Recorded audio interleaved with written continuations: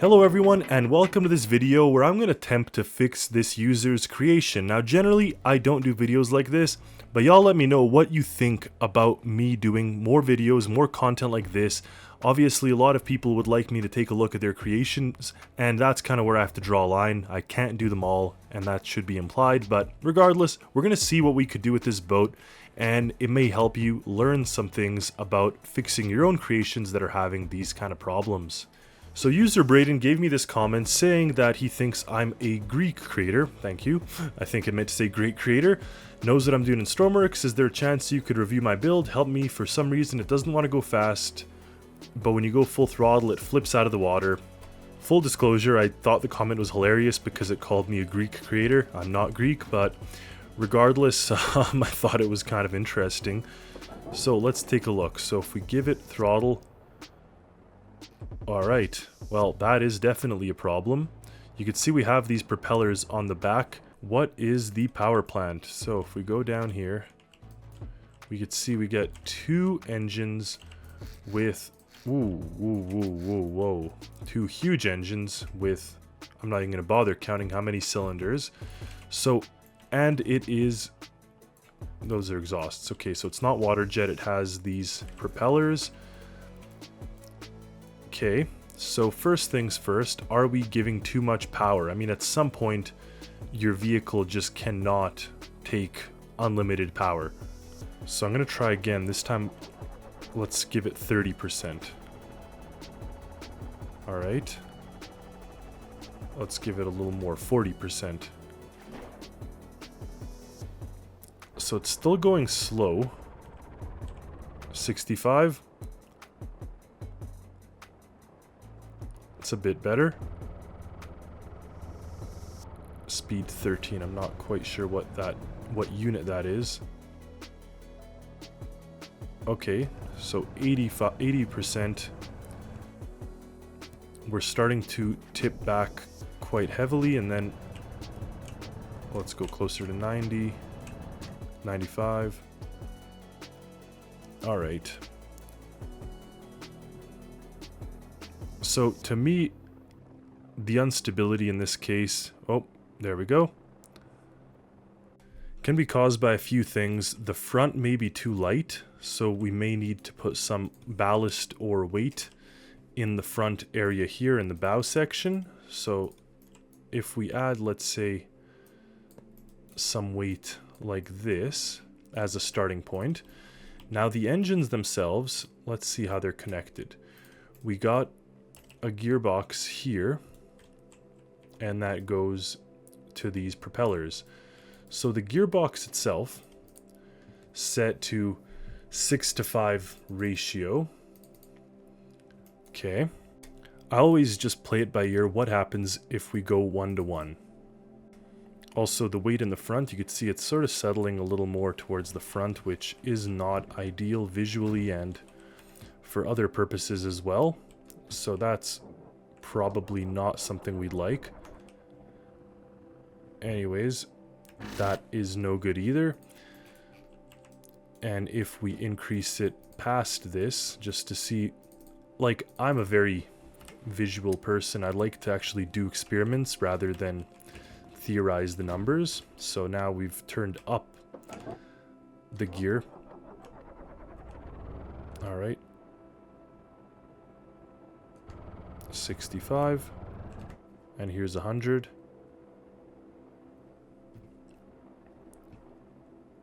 Alright, so that is now going 15. So at 100%, it's going 15. I do need to see my RPMs or RPS. It sounded like it was going crazy.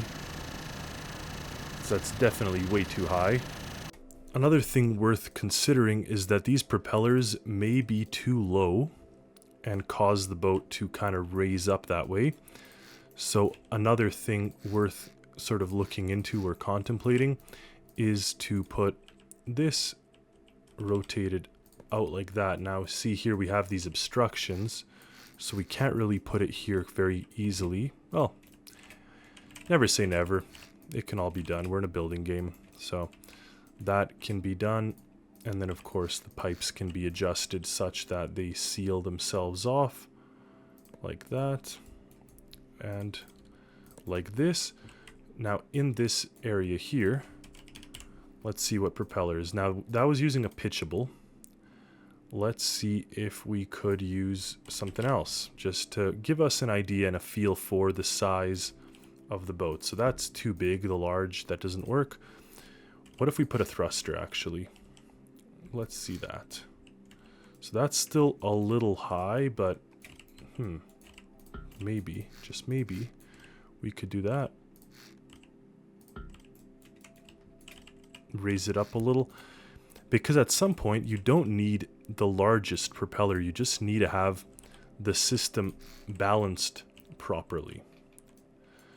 And that's one thing I learned. You, like, in theory, one says, yeah, like, you want to have all these propellers and cylinders and stuff, but there is sort of a ratio of returns where you no longer need to do something like that, where you're pretty much good to simply have a system, even with a smaller propeller, tuned properly, and it'll work better than just throwing in large propellers, large things everywhere, engines and stuff. So that is now changed. And what I'm going to do, so that plugs in, we're going to keep the gearing for now. And in here, I just have to add my own dials. I got to understand what is going on. So we're going to add our own dial for the RPS, and we're going to add a dial for speed. So we can plug that in. See, that's a lot of cylinders. Okay, and then speed or velocity sensor, speed sensor, I think. Linear, yeah. All right, now we'll give it a go. So we have our RPS.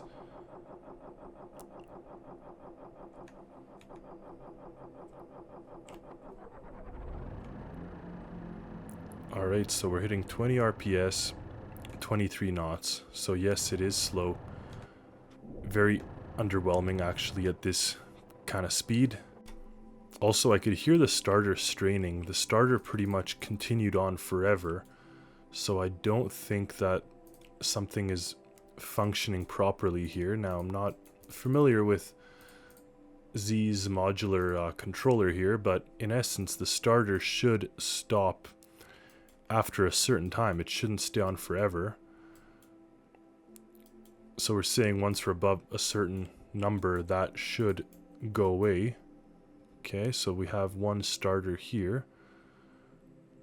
And then the second one, oh, never mind. It's all attached to the key. Nothing's attached to the starter. Or in fact, okay. Okay. And then this side here, this bank, both of them are there. Okay, so I guess the key was attached to the wrong thing accidentally. That should prevent the starter from whining forever, which is something else to look into regardless. Alright, there we go. No more starter. But yes, so 20 RPS, 20 knots, not a good ratio.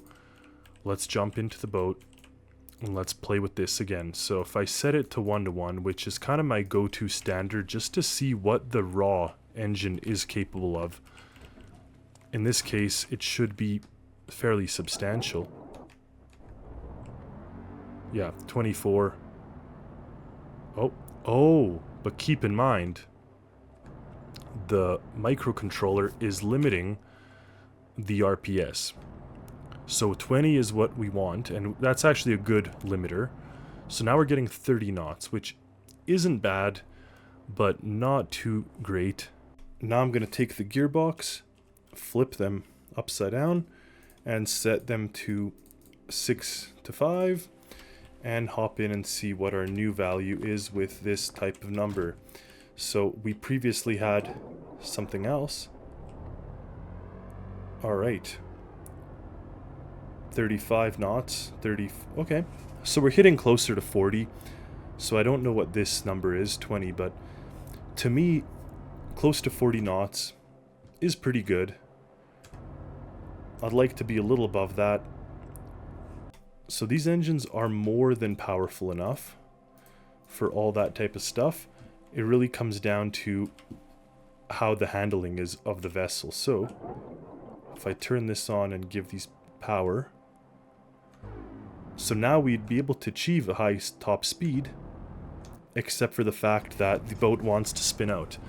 But you could see, even with just changing the propellers, we're able to achieve a much more stable drive and hitting 50 knots at that same 20 RPS.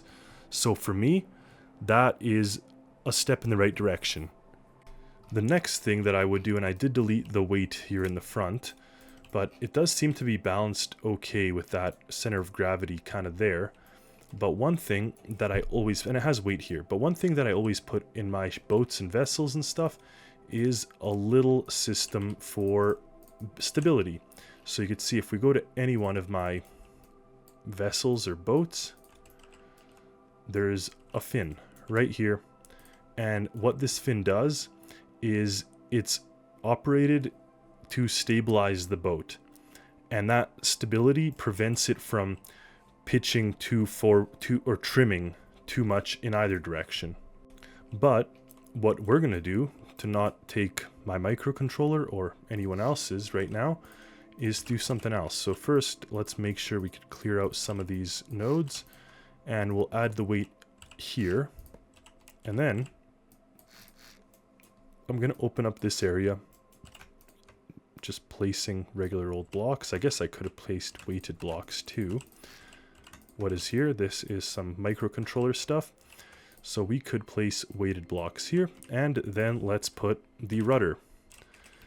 And for now, we'll just run it on a manual system. Of course, you could run it on an automated system like what I have, but for now, we'll just attach this to power, assuming we're getting power. So I always recommend, yeah, this user seems to be doing it properly there. So engine power, and then I'm going to put a little lever over here that can adjust those values. So this here will go to this rudder, and I do want to be able to set -1 as well as +1. So we're going to see. Now, yes, you could follow the arrows, which way's which. In this case, if you push down or negative, it's going to want to lift up. So we're going to want to go positive in any case, almost certainly. So I guess I could go ahead and remove the negative. All right, let's set this all the way to 1 and see what happens. So when I give it forward speed, and this is down here pushing all the way up, we're hitting like close to 50 knots while also riding relatively low in the water, which not great, but also low in the water does mean more stable. Now you can see the boat does yaw relatively large amount when kind of going into the turns, but overall this seems to work. Now let's see if we put it to like 60. Let's see, 30. Yeah, so it does make a difference, but it seems even like 30 was enough to keep it happy. So I would definitely add this trim lever. So here, I just renamed it trim, that's fine. And then last but not least, let's see if we can make it a little more stable for the turns. So all of my boats have these little fins that control the stability. Now in this case, it's a bit bigger of a boat, so you may need bigger fins. And yes, you could put them on the exterior here, or if you have a nifty spot like this, you may be able to work it in, depending on the style of your boat. But something like that, while it does look a little abrupt, we could now put these as such. So now they're actually facing inward, therefore aren't sort of blocking on the exterior. I'd kind of do that. I do like this maintenance area type thing here. And then I do need to go and add power. So we'll put power to those ones. Now I actually have a small boat stabilizer that I've used in my other creations. So I'm going to see if I could tie that in here rather than, you know, doing a whole thing. So we have each of these two fins. We have also the pitch fin as well. So we'll see if I can automate it with this system to give us kind of the best approach. So left fin and right fin. The one thing to consider is I'm not sure if those are the actual right and left ones based on the fact that they're facing inward, but they're on that side of the vessel. We'll see what happens. I need tilt sensors, pitch sensors, I need the reverse button, speed, and throttle. So speed we have here, throttle. Alright, so throttle is coming out of this one here. Ultimately, it goes into the two engine controllers and goes to the fuel manifold and to the other air manifold. So we'll just take it directly from the throttle lever, throttle in. Now I do have throttle out, which is interesting, but I'm guessing it's going to adjust. So let's add a line into here. We'll splice in the throttle. Okay. And then we need our sensors and we need the reverse. So reverse or gear shift, wherever that is here, because when you're going in reverse, you want it to be off so these things don't sink your ship or flip your ship. Okay, so now tilt.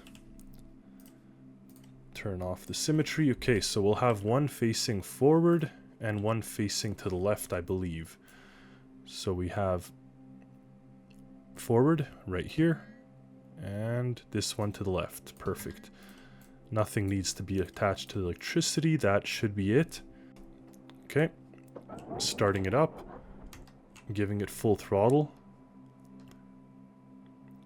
Okay, so that controller requires some fine tuning, but also, oh, never mind, you can see that it's shooting outward or downward.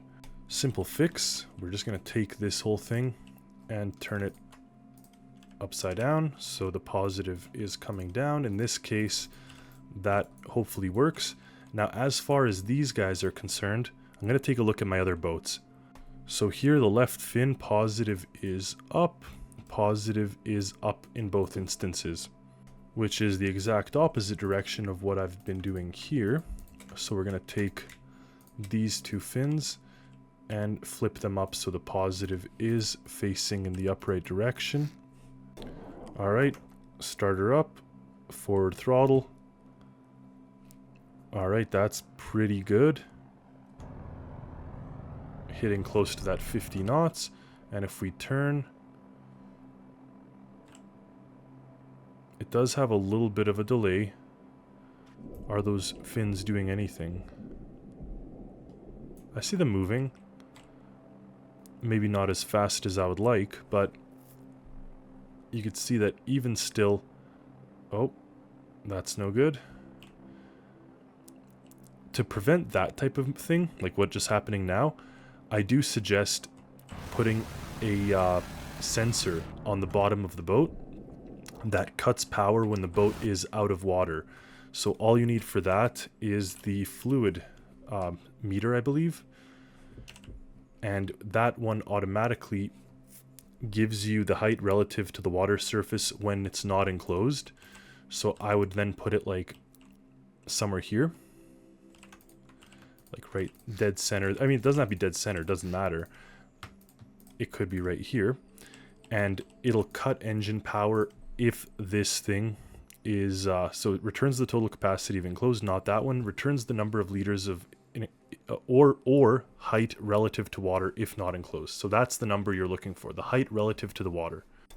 So I did a little bit of tweaking of my microcontroller, and now you see that you can get it to turn relatively well. Obviously it does pitch some,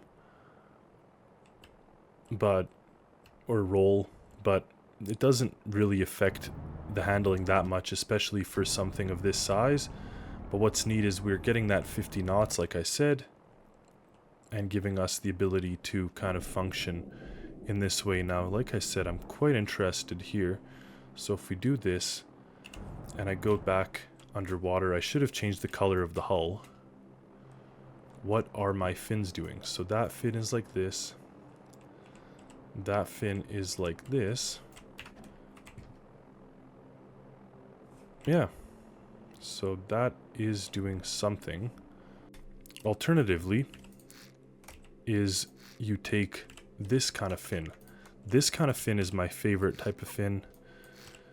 So we're going to put that instead of what we just had. So we had the negative facing down. We're going to do this. We're going to have the negative facing down. And we're going to put this just like that. And now we'll have this attached to the left, this attached to the right. And just to make it easier for us to see what is going on, I'm going to paint these. Okay, so we give it power. We're off to the races. Now it's actually doing too well on these back ones. You see that the whole boat's sinking lower. But it's also very, very stable when turning. So I have to go and tweak the numbers. But in essence, you can see now we're not skyrocketing out of the water. Another thing in my microcontroller is I should actually have the ability to have a manual trim where we can override it. So right now it goes into this based on whatever it is we're trying to do, but you know, it wouldn't be too bad to have a manual trim. Granted, if I just splice this in, the boat is always going to be upset when I adjust the trim, and it's going to be telling me like, hey, it's not right, I want to be balanced or whatever. So we'll see if this works. In essence, the better thing to do would be, you know, if, oh, I guess we'll do this. We'll put a threshold. So if this is 0 and 0, or like 0.1 and negative 0.1 or whatever, so pretty much in that very close to 0 range, then we will turn off this path. So this is on the on or off, sorry. When it's between 0 and 0, then it's on, and that goes here. Otherwise, we want our manual trim. So that's kind of just a very simple type of function that could be placed in this, and then we'd put that on the trim itself. And it'll give us the ability to adjust the trim on the go. But I'd say that this type of thing. So right now we do this. So you could do that, but you see the boat doesn't like that. It's trying to auto-correct you. So the back propellers are actually fighting the trim that I went ahead and set. Whereas now, we're sinking too low. Anyway, long story short, my job isn't to give you a full working solution. It's to present to you a possibility of fixing your creation. And I think that based on what I just showed you here, this type of system would work, or does work, quite well in giving you something that is actually functional and not like spinning out, flipping out, whatever. So anyway, thank you all for watching this video. Hopefully you may have learned something, and I hope the builder of this vessel does take this information and apply it to sort of their final version, final working version of this vessel. But I'm quite happy with how it turned out. Obviously, there are some tweaks that are required, like this stability controller does have some issues. You can see even that. But regardless, I mean, one can spend hours going and tweaking, adjusting, micro-changing these little numbers, but the idea is there. So thank you for watching. Huge shout out to all of my supporters on Discord, on YouTube. Thank you so much for being awesome and for giving me that extra bit of support and push sometimes when I need it. I do want to thank each and every one of you for watching these videos, for commenting, for being a part of the community, for supporting me in other ways, because it's not all about being a supporter, it's about being a good person in the community and helping your fellow person and all that good stuff. So I appreciate all that. I think it's awesome. I think each and every one of you are awesome. I think my admins and moderators on my Discord server are also pretty awesome, pretty fantastic. The place would not be the same without them. And of course the game developers. So thank you all for watching. Until next time, happy Stormworksing everyone. And see, that is the perfect level needed for this vessel. Actually, also another thing is you don't want it to be too high out of the water, because when the waves are high, you don't want the boat to come out too much. And in this case, we're still relatively low in the water, staying stable. So that's kind of nice too.